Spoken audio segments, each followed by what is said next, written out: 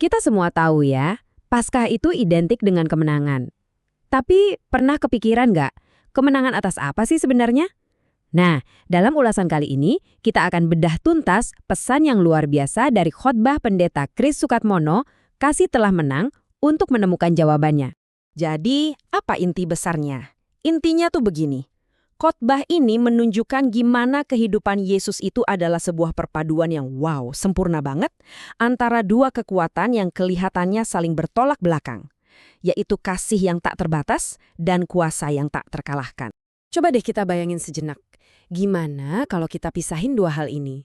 Kalau Yesus cuma punya kasih, tapi nggak punya kuasa, kisahnya ya cuma bakal jadi cerita yang sedih dan mengharukan. Indah, tapi ya nggak bisa ngubah apa-apa. Sebaliknya, kalau dia cuma punya kuasa doang tanpa kasih, wah dia bakal jadi sosok yang super menakutkan, yang nggak mungkin bisa kita deketi. Mungkin kita bakal hormat, tapi nggak akan pernah bisa cinta. Tapi hebatnya, di dalam pribadi Yesus, dua hal ini justru menyatu dengan sempurna. Kematiannya di kayu salib itu adalah bukti kasihnya yang paling puncak. Sementara kebangkitannya dari kematian adalah pertunjukan kuasanya yang paling dahsyat. Dan Rasul Paulus, lewat ayat yang luar biasa ini, berhasil merangkum semuanya. Dia mendeklarasikan sebuah kemenangan total, dan kemenangan inilah yang akan kita bedah dalam 3 bagian utama. Poin pertama, dan ini penting banget, kebangkitan Yesus itu bukan cuma sekedar mengalahkan maut, bukan seri, bukan menang tipis. Tapi Alkitab bilang, kebangkitan itu menelan maut. Ini adalah sebuah kemenangan yang total dan mutlak. Nah, untuk bisa ngerti ini, kita harus paham dulu apa arti maut di sini. Maut itu bukan cuma soal jantung yang berhenti berdetak. Secara alkitabiah, maut itu artinya keterpisahan rohani dari Tuhan, sang sumber kehidupan akibat dari dosa. Terus, gimana cara maut dikalahkan? Sekali lagi, ini bukan pertarungan yang seimbang. Ini adalah penelanan total. Pendeta Kris punya analogi yang keren banget buat ngejelasin ini. Coba bayangkan sebuah akuarium. Maut itu ibarat ikan kecil yang lincah, berenang ke sana kemari. Kelihatannya sih dia yang berkuasa. Terus tiba-tiba muncul ikan raksasa, yaitu Yesus yang bangkit, yang mewakili kuasa tertinggi. Dan dalam sekejap, ikan kecil itu ditelan utuh-utuh, lenyap. Jadi poin kuncinya di sini adalah ini bukan pertarungan, ini adalah pemusnahan total. Di momen itu juga maut kehilangan semua kuasanya, abis, gak bersisa.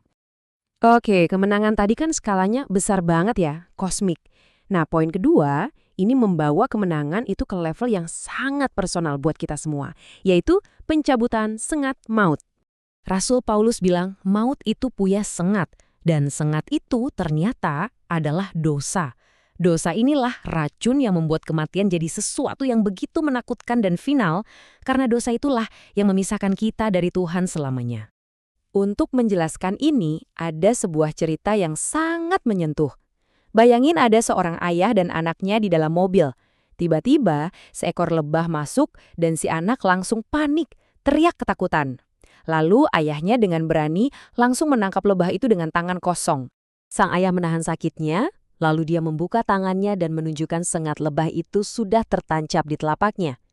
Dia lalu berkata pada anaknya, "Lihat tangan ayah. Sengatnya sudah kena ayah, demi kamu. Lebah ini mungkin masih terbang-terbang, tapi dia sudah tidak berbahaya lagi."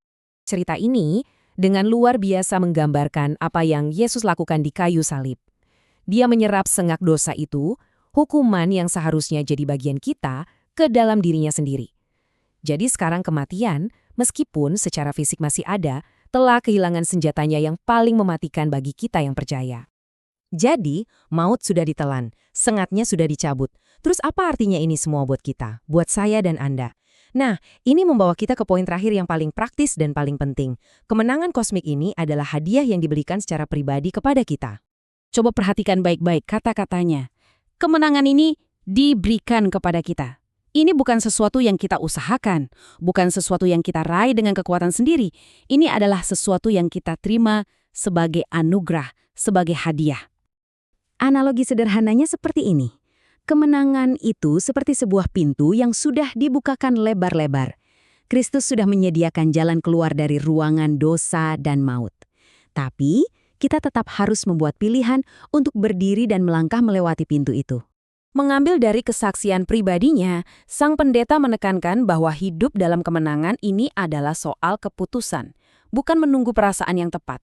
Kita nggak perlu nunggu sampai merasa siap atau merasa layak, kita hanya perlu memutuskan untuk melangkah masuk ke dalam kemenangan itu.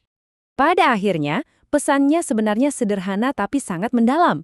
Kemenangan besar itu sudah diraih, pintu kebebasan sudah terbuka lebar, dan hadiah kemenangan itu ditawarkan secara cuma-cuma kepada kita semua. Pertanyaannya sekarang bukan lagi apa yang akan Tuhan lakukan, tapi bagaimana kita akan merespons hadiah ini.